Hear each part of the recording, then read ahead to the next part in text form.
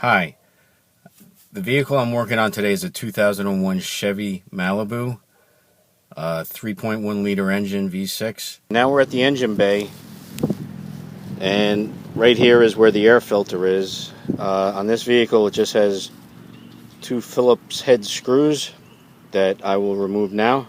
What I'm going to do now is loosen up this clamp with it, which is basically just a flathead screw. But before I do that, I'm going to remove the mass airflow sensor electrical connection here.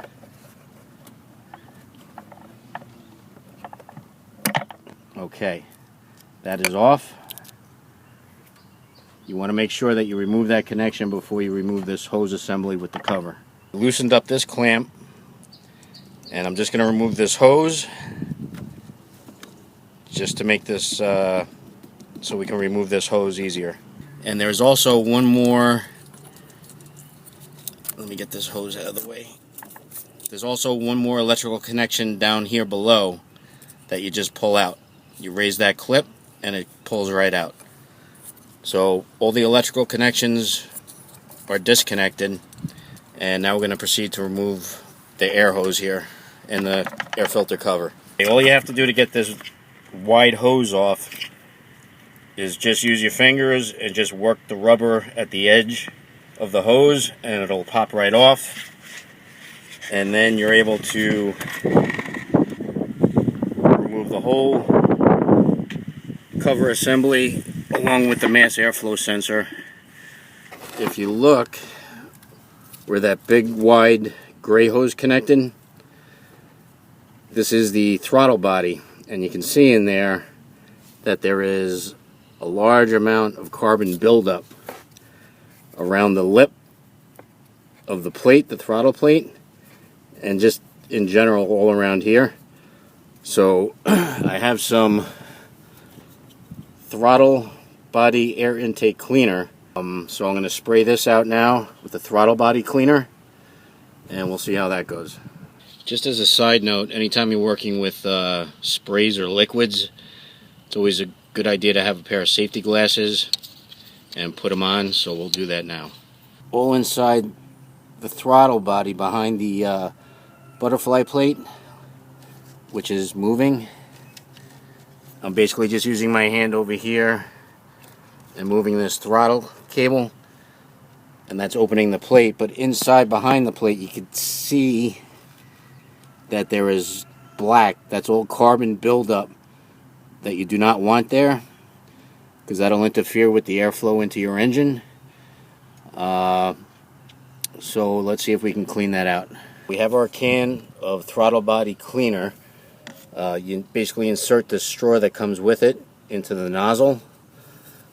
I put some paper towels underneath the throttle body just to catch some of the runoff after we spray it in there.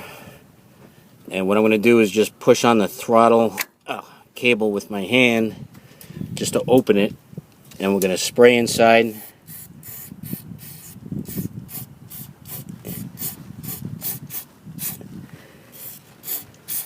And we'll let it sit for a minute, and we'll wipe that down and then continue on again. Okay, I let that sit for a few seconds. We're now going to wipe this out.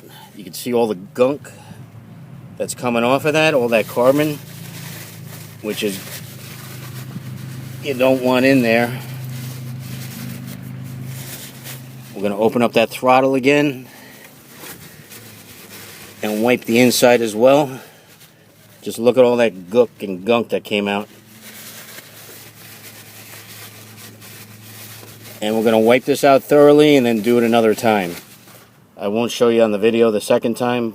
You just repeat the first step as I did. I sprayed that down about 3 times. Wiped it down really well. Behind the plate, on the inside, up behind the plate, there was a lot of carbon buildup. So what you could do, you don't want to stick the straw all the way in there, because my kind of luck is you do that and you spray it, the straw will fly off into the throttle body itself, and then you'll have to fish it out.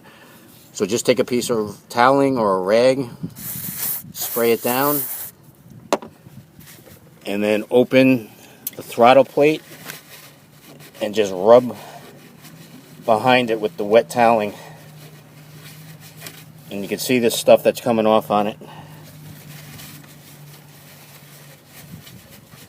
And you want to make sure you get the lip of the plate as well.